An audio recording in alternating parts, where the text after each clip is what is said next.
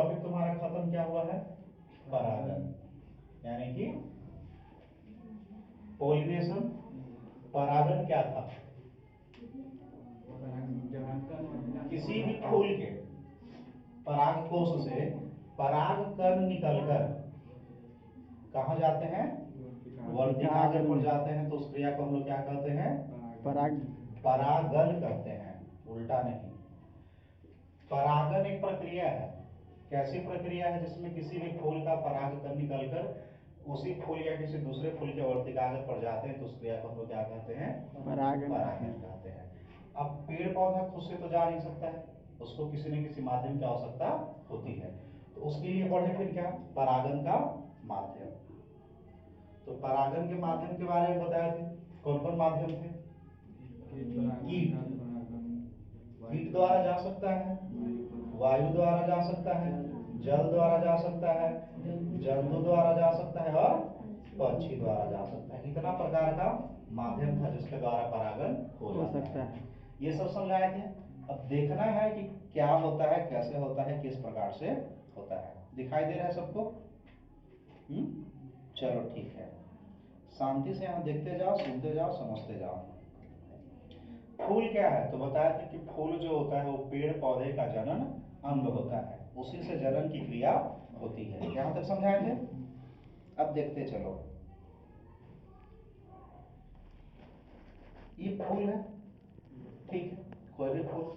अब फूल में बताया था कि दो भाग होता है, नर भाग और मादा भाग। नर भाग को हम लोग पुंकेसर और मादा भाग को स्त्रीकेसर। पुंकेसर के दो भाग बताए थे, कौन कौन?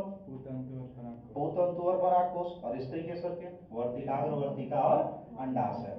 कहाँ होता है, किस प्रकार से होता है? देखो, यही फूल था। प्राइमोला कोश को जब दिखाए थे तो देखे थे ना, उसमें स्त्रीकेसर पुंकेसर जुड़ा हुआ था। कहाँ जुड़ा हुआ था? प्राइमूला पुष्प में एक दूसरे से अलग था, अड़हुल के फूल में एक दूसरे से जुड़ा हुआ था। इसी प्रकार का संरचना था। ऊपर से नीचे वाला जो भाग अभी डिनोट किया हुआ दिखा रहा है वो क्या है तुम्हारा? स्त्रीकेसर है, ठीक है। और इसके ठीक बगल में जो नजर आ रहा है वो क्या है? पुंकेसर है। पुंकेसर के संरचना के बारे में वही सेम चीज पढ़ना होगा। परागकोश और पुतंतु, परागकोशों में योजी और स्त्रीकेसर में क्या? तो स्त्रीकेसर में पढ़ना होगा वर्तिकाग्र, वर्तिका और अंडाशय। इससे तो परिचित हो, ठीक है।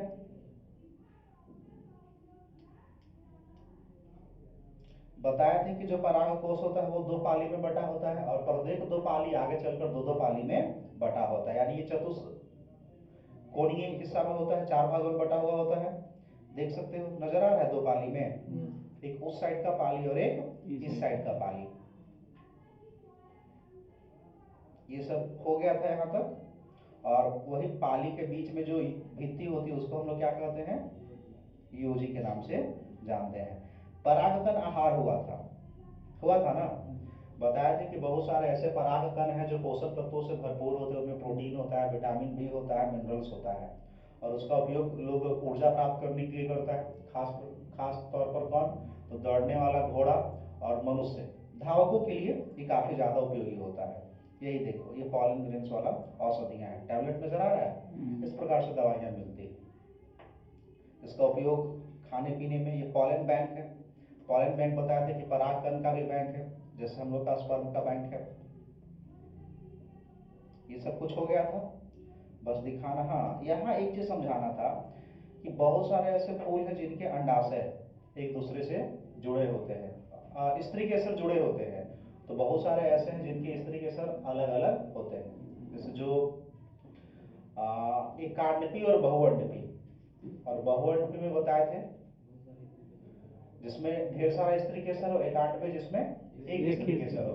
और बहुअंडपी दो प्रकार से, बहुत सारे स्त्री केसर आपस में अलग हैं और बहुत सारे स्त्री केसर आपस में जुड़े हैं। तो उसको डिवाइड किए थे दो भागों में, युक्तांडपी और वियुक्तांडपी। देखो इस प्रकार से होता है, युक्तांडपी और वियुक्तांडपी। ये पूरा स्त्री केसर संरचना नजर आ रहा है।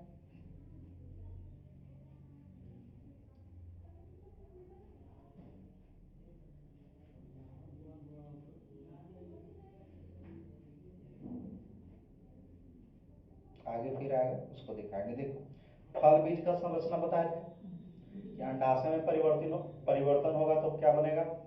फल फल भित्ति। और बीजांड में परिवर्तन होगा तो क्या बनेगा? बीज बनेगा। फल भित्ति कितने प्रकार के? 3 प्रकार के। कौन कौन? बाह्य फल भित्ति, मध्य फल भित्ति और अंत फल भित्ति। वो सब देख लिए थे। जितना आज पढ़ ली हो अब तक में वो सब आज देख लो, समझ लो, कंप्लीट कर लो।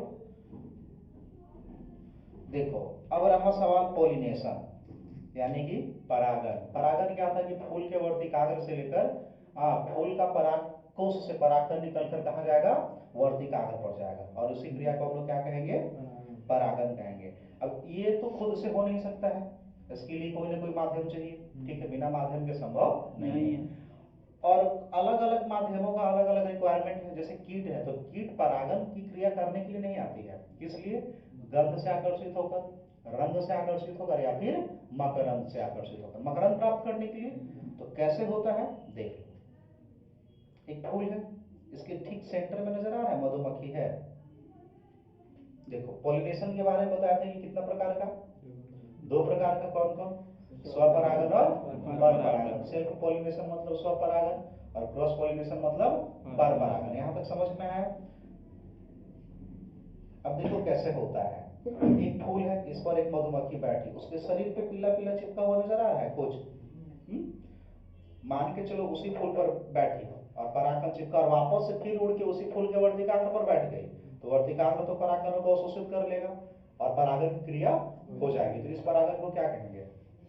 स्वपरागन कहेंगे। यहां तक समझ में आ रहा है? लेकिन अगर उस फूल पर, एक फूल पर बैठे और उसके बाद वो दूसरे फूल के वर्तिकाग्र पर चल रहा है, तो इस क्रिया को क्या कहेंगे? परपरागन कहेंगे। कैसे? देख सकते हो। देखो, इसके ठीक पहले देखा था कि मधुमक्खी उसी फूल पर के परागकणों को लेकर उसी फूल के वर्तिकाग्र पर चल गई। अब देखो, यहाँ 2 फूल है, उसके शरीर पे पीला पीला चिपका हुआ नजर आ रहा है, और वो दूसरा फूल पर बैठी, और इस प्रकार परागन हो गया। और इसको क्या हम लोग कह देंगे? पर परागन। देखो, ध्यान से देखना यहाँ पे, यही है वर्तिकाग्र, इसके सतह पर परागकण नजर आ रहा है, यही है तुम्हारा परागकण। इसके लिए माध्यम के बारे में बताए थे। इंसेक्ट है, बर्ड है, बीज अलग अलग है।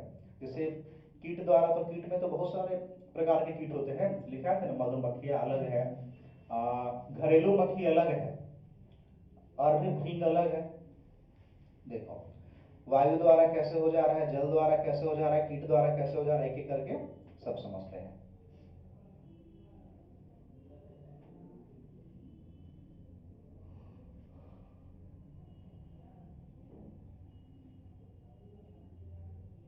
ध्यान से देखना। अभी जल परागन देख लो, कीट परागन वहां पे देखा, जल परागन किस प्रकार से होता है, कैसे होता है। देखो, ये जलीय पौधे हैं, तो बताए थे कि जो कमल है उस पे मोटा मोटी भले ही वो जल में रहता हो, लेकिन जल परागन नहीं होता है। किसके द्वारा हो जाता है? कीट परागन ही हो रहा है। फिर से देखो एक बार, यही है ना? कीट एक फूल पर बैठी और एक फूल से दूसरे फूल पर, परागन की क्रिया हो गया है। जलीय पौधा, लेकिन जल परागन ना होकर इसमें कौन सा परागन हो रहा है? कीट परागन। लेकिन वास्तविक तौर पर जल परागन कैसे होगा उसको देखना है, तो देखते चलिए। लिखवा थे ना, वेलिस्नेरिया, हाइड्रिला, ये सब जो पौधे हैं जो पूर्ण रूप से जल परागित होते हैं, वाटर पॉलिनेटेड प्लांट्स हैं। अब कैसे, किस प्रकार से होती है? तो क्या बताया था कि जो नर फूल जो है वो जब परिपक्व हो जाता है तो पौधे से अलग हो जाता है, अलग होकर जल की सतह पर तैरता है, और तैरते हुए, और चूंकि मादा फूल का गुण है कि वो अपनी वर्तिका को लंबा कर लेती है, इतना लंबा कि वर्तिकाग्र जो है जल की सतह तक आए, और जब फूल वर्तिकाग्र के संपर्क में आता है तब क्या होता है? फूल का जो परागकण है वो वर्तिकाग्र पर आता है, और इस प्रकार परागन की क्रिया हो जाती है। कैसे होता है वो देखो। फूल है, ये फीमेल फ्लावर का पार्ट्स है, एक मेल है, वेलिस्नेरिया पौधे का है, एग्जाम्पल दिया जा रहा है। कैसे होगा ध्यान से देखना। दिखाई दे रहा है सबको? हूँ? देखो, इसका फूल जो है परिपक्व होकर अलग हुआ पौधे से। फिर से एक बार देखो, देखो फ्लोरल बर्ड्स जिसमें कि परागकण है, देखो फूल वो अलग हो गया, अलग होकर जल की सतह पर आ गया ना। अब कैसे वो मादा तक पहुंचेगा, यानी वर्तिकाग्र तक पहुंचेगा। तो तैरते हुए जब आता है तो देख रहे हो इसका वर्तिकाग्र निकला हुआ है ऊपर की ओर, वो परागकणों को अपनी ओर आकर्षित कर लेगा। कर लिया, वर्तिकाग्र है ऊपर निकला हुआ, और फिर वो वर्तिका के माध्यम से कहाँ पहुंचा देगा, उसके अंडाशय में, और इस प्रकार परागन की क्रिया होगी। है जल के अंदर लेकिन हो गया। इस प्रकार से जलीय पौधों में परागन हो जाता है। वायु परागन कैसे होता है उसको भी दिखाएंगे, इसको एक बार फिर से देख लो।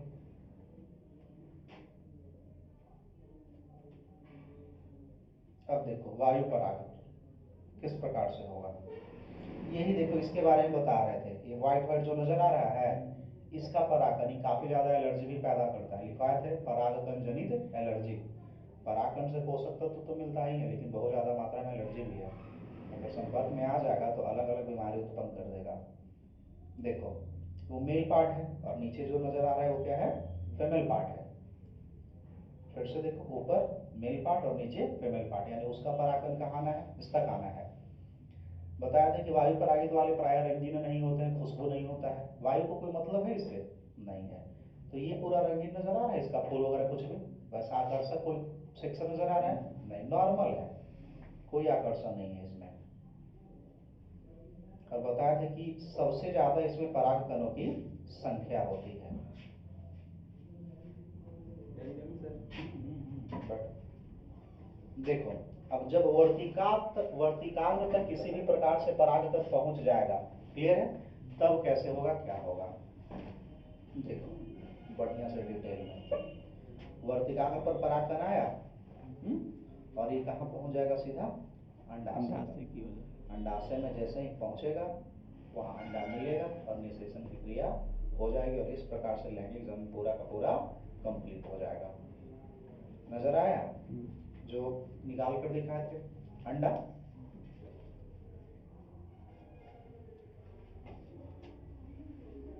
यहाँ तो कोई दिक्कत अभी तक जो लिखे वो समझ में आया, ये सब आगे लिखवाएंगे तब समझाएंगे, छोटा छोटा पॉइंट है।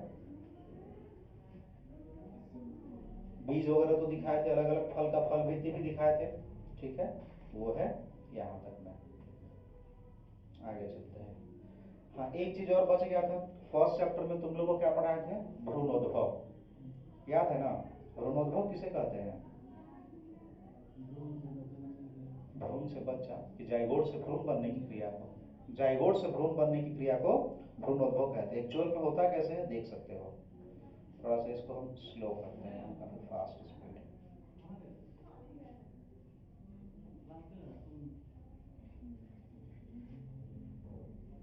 दिखाई दे रहा है।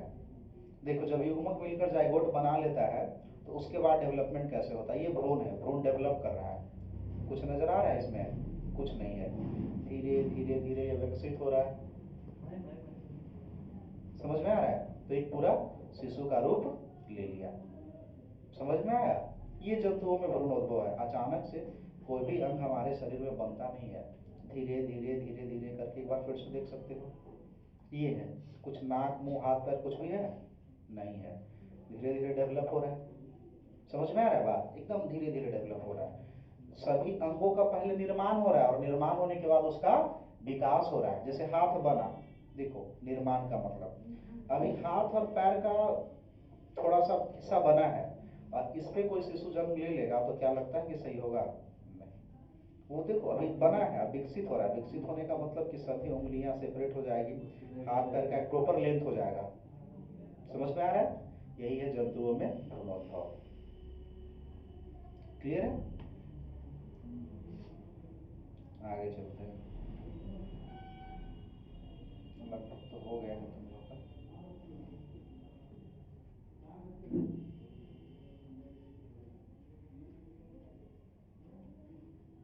तो दिखा दिए ना ये सब कुछ,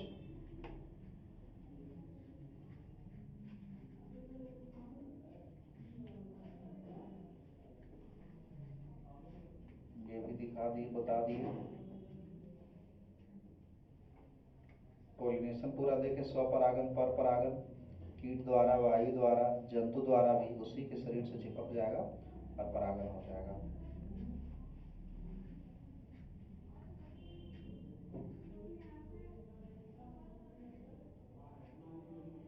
यहाँ तक समझ में आया? कोई डाउट, कंफ्यूजन?